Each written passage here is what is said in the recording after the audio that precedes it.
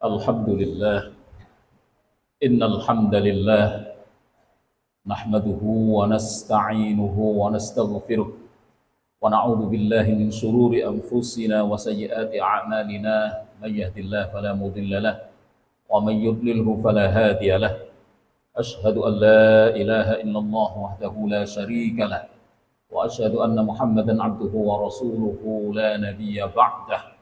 Allahumma salli wa sallim wa barik ala sayyidina Muhammad wa ala alihi wa ashabihi wa man tabi'ahu ila yaumil qiyamah. Amma ba'du fa ya ayyuhal muslimun usikum wa nafsi bi taqwallah. Ittaqullaha haqqa tuqatih wa la tamutunna illa wa antum muslimun. Faqad qala Allah ta'ala a'udzu billahi minasy syaithanir rajim. Bismillahirrahmanirrahim. ما كان على النبي من حرج فيما فرض الله له سنة الله الذي خلوا من قبل وكان أمر الله قدرا مقدورا. Ma'asyiral muslimin, sidang Jumat rahimakumullah. Allah Subhanahu wa taala memberikan sebuah ketentuan hukum yang diberlakukan oleh Allah di muka bumi ini yang terkait dengan urusan kemaslahatan umum. Bagaimana membangun alam ini, bagaimana membangun kehidupan bersama, ini diletakkan oleh Allah dengan hukum yang disebut dengan sunnatullah. Sunnatullah itu kebiasaan-kebiasaan yang Allah berlakukan di muka bumi ini. Yang kemudian sunnatullah itu dikenal oleh kita, oleh para ulama, dianggap sebagai hukum alam. Uniknya, sunnatullah atau hukum alam itu dinyatakan di dalam Al-Quran tidak pernah dirubah oleh Allah. Walan tajida li sunnatillahi tabdila. Kalian tidak akan mendapatkan sunnatullah itu mengalami perubahan. Sunnatullah bahkan walan tajida li sunnatillahi tahwila, bahkan mengalami pergeseran saja tidak. Sunnatullah itu ditetapkan demikian oleh Allah sebagai satu ketentuan hukum yang dengan ini manusia diperintahkan untuk menyesuaikan diri, membangun peradaban di muka bumi ini, membangun kemaslahatan bersama. Itu tidak boleh meninggalkan hukum alam. Sunnatullahnya itu harus dipegang. Ini yang barangkali selama ini kurang menjadi perhatian kita umat Islam. Umat Islam pada umumnya menyandarkan hukumnya kepada hukum langit. Hukum yang tertera di dalam Al-Quran yang terkait dengan urusan-urusan langit saja. Sehingga urusan-urusan dunia yang harus diselesaikan dengan pendekatan dunia seringkali didekati dengan pendekatan-pendekatan langit. Untuk mengatasi kemiskinan, kita harus banyak beristighfar. Ini sesuatu yang kelihatannya benar, akan tapi tidak benar, mestinya tidak demikian. Untuk menyelesaikan persoalan-persoalan alam harus ada pendekatan-pendekatan secara alam. Ini yang kemudian kita menyaksikan, kok kelihatannya di permukaan bumi ini yang mengalami kemajuan luar biasa, yang mengalami kemakmuran luar biasa, yang mengalami keteraturan luar biasa justru pada negara-negara yang bukan negara Islam. Akan tapi negara-negara Islam mungkin juga termasuk Indonesia yang mayoritas masyarakatnya Muslim, belum bisa bersaing dengan negara-negara yang tidak negara Islam. Kemakmurannya, bahkan keadilannya. Harusnya negara yang berdasarkan pada ketentuan-ketentuan langit, ketentuan agama, ini harusnya sudah tercipta sebuah keadilan yang luar biasa. Akan tapi banyak kita saksikan tidak. Untuk negara kecil seperti Palestina saja, agar mencapai kemerdekaan mengalami kesulitan yang luar biasa. Karena lebih banyak pendekatan yang digunakan oleh umat Islam seluruh dunia ini, kita hanya sibuk dengan kunut nazilah, dan seterusnya. Tapi pendekatan secara alam, menggunakan hukum alam, itu kurang menjadi perhatian kita.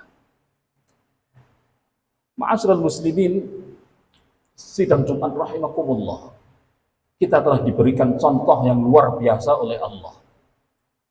Ketika Rasulullah memimpin pasukan perang, Rasulullah adalah orang yang memiliki kedekatan luar biasa dengan Allah. Secara keagamaan, spiritual, ketakwaan, maka Rasul berada di puncaknya, didukung oleh sahabat-sahabat yang luar biasa. Perang melawan orang yang memusuhi Islam, memusuhi Allah, memusuhi Rasulullah, menyembah berhala, menyekutukan Allah, dan seterusnya. Akan tapi dalam perang tersebut Rasul kalah. Rasul kalah. Kalau yang kita gunakan pendekatannya pendekatan langit, maka pasti Rasul menang. Tidak mungkin Allah berpihak kepada orang yang memusuhi Allah, memusuhi Islam, memusuhi Rasulullah. Sementara Rasul yang sosok yang paling bertakwa, didukung oleh para sahabat yang hebat, kalah. Apa sebenarnya yang terjadi? Pendekatannya adalah pendekatan hukum alam. Saat itu sahabat yang ditugaskan oleh Rasul untuk tetap berada di atas bukit agar tidak turun, kemudian ini turun. Dari situlah kemudian kita dikalahkan oleh orang-orang musyrikin. Tapi apakah turunnya para sahabat dari bukit kemudian ke lembah yang lebih rendah itu termasuk kemaksiatan? Anggaplah itu sebuah kemaksiatan. Seberapa besar kemaksiatan yang dilakukan oleh para sahabat itu dibanding dengan orang kafir yang memusuhi Rasulullah, yang memusuhi Allah? Kenapa Allah berpihak kepada orang kafir? Alasannya bukan karena kemaksiatan, bukan karena urusan langit. Ini urusan hukum alam. Bagaimana mengatur strategi peperangan. Kalau strategi peperangan tidak diatur sedemikian rupa, dia akan dikalahkan oleh yang punya aturan yang lebih canggih meskipun dia orang kafir. Ini menjadi contoh bagi kita. Sehebat apapun orang-orang Palestina sujud, rukuk, dan lain sebagainya, ketika tidak dilakukan pendekatan hukum alam dengan canggih, maka sampai kapanpun kita tidak akan mendapati Palestina merdeka. Apalagi pendekatan kita semuanya hanya pendekatan langit saja. Hanya kita asik untuk berdoa, kunut nazilah, dan seterusnya. Akan tapi untuk diplomasi dan seterusnya kita masih kalah. Di PBB masih ditentukan oleh 1-2 negara yang bisa punya hak veto. Jadi harus ada pendekatan hukum alam, dan itu yang selama ini menjadi kekurangan kita. Kita sering Untuk mengatasi segala sesuatu, pendekatannya hanya dengan pendekatan langit. Itu yang sering kita lakukan. Padahal Allah menuntut bangun peradaban ini dengan menggunakan pendekatan bumi. Hukum bumi harus dilakukan. Untuk menjadi orang yang hebat, orang yang pandai, maka harus belajar, harus kerja keras, harus apa? Itu hukum bumi, itu hukum alam, sunnatullah yang diberlakukan oleh Allah tidak pandang bulu. Siapapun yang bersungguh-sungguh, baik dia mukmin atau orang kafir, dia akan mendapatkan dari hasil kesungguhannya.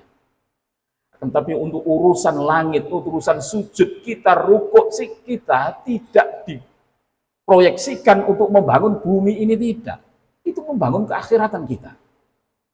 Kita masih punya satu tuntutan ibadah selain rukuk dan sujud, yaitu membangun alam dengan baik. Dengan cara apa? Mari kita dekati persoalan-persoalan bumi ini dengan memperhatikan sunnatullah, hukum alam yang diberlakukan oleh Allah untuk semuanya. Begitu kita salah melakukan pendekatan, kita akan mengalami kerugian. Kerugian, kekalahan demi kekalahan yang kita lakukan karena salah di dalam kita melakukan pendekatan hukum alamnya. Ini sebenarnya tidak berhubungan dengan keimanan kita. Ini yang dialami oleh Rasulullah. Ketika Rasul kalah perang, tidak dihubungkan dengan keimanannya. Jadi kalah dalam perang Uhud bukan berarti imannya para sahabat sedang turun, tidak. Tapi karena salah di dalam melakukan pendekatan-pendekatan hukum alamnya itu. Maka yang dirasakan kemudian bukan akibat secara ukhrawi, tapi akibat di dunia mengalami kalah. Dan Rasul sampai terluka. Bahkan dalam riwayat ada giginya Rasul yang tanggal di perang Uhud itu. Tapi sama sekali tidak ada kecaman Allah untuk urusan akhirat.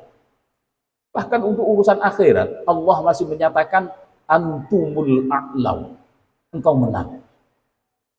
In kuntum mu'minin. Tapi ini urusannya urusan akhirat. Bukan urusan dunia. Urusan dunia harus didekati dengan pendekatan hukum alam, dilakukan pendekatan-pendekatan yang ilmiah. Ma'asyiral muslimin, sidang Jumat rahimakumullah, mari kita sadari bersama. Ada ibadah yang selama ini masih kurang menjadi perhatian kita, yaitu ibadah yang terkait dengan membangun sebuah kehidupan bersama.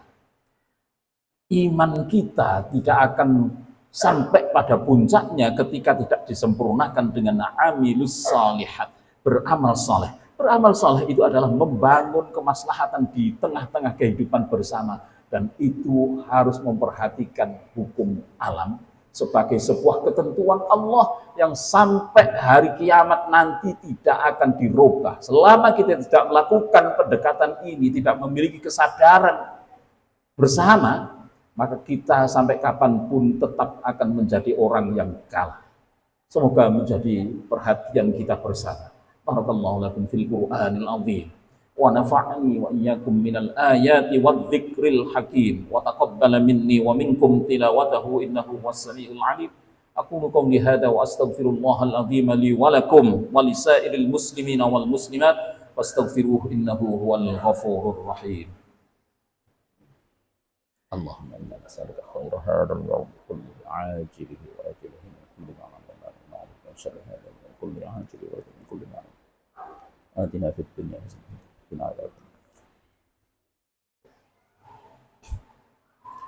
Alhamdulillahi rabbil alamin wal 'aqibatu lil muttaqin wala 'udwana illa 'alal zalimin.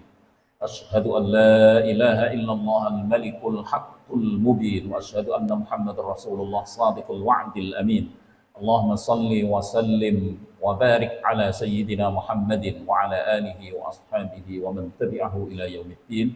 Amma ba'du, fa ya ayyuhal muslimun أوصيكم ونفسي بتقوى الله. اتقوا الله اتقوا الله فقد فاز المتقون. فقد قال الله تعالى: أعوذ بالله من الشيطان الرجيم، بسم الله الرحمن الرحيم، والعصر إن الإنسان لفي خسر إلا الذين آمنوا وعملوا الصالحات وتواصوا بالحق وتواصوا بالصبر. وقال أيضا: إن الله وملائكته يصلون على النبي يا أيها الذين آمنوا صلوا عليه وسلموا تسليما. اللهم صل على سيدنا محمد وعلى آل سيدنا محمد. اللهم اغفر للمسلمين والمسلمات والمؤمنين والمؤمنات الأحياء منهم والأموات، إنك سميع قريب مجيب الدعوات يا قاضي الحاجات ويا غافر الذنوب والخطيئات. ربنا هب لنا من أزواجنا وذرياتنا قرة أعين واجعلنا للمتقين إماما. ربنا آتنا من لدنك رحمة وهيئ لنا من أمرنا رشدا. ربنا آتنا في الدنيا حسنة وفي الآخرة حسنة وقنا عذاب النار. والحمد لله رب العالمين. عباد الله، إن الله يأمر بالعدل والإحسان وإيتاء ذي القربى وينهى عن الفحشاء والمنكر والبغي يعظكم لعلكم تذكرون. ولذكر الله أكبر. وأقيموا الصلاة.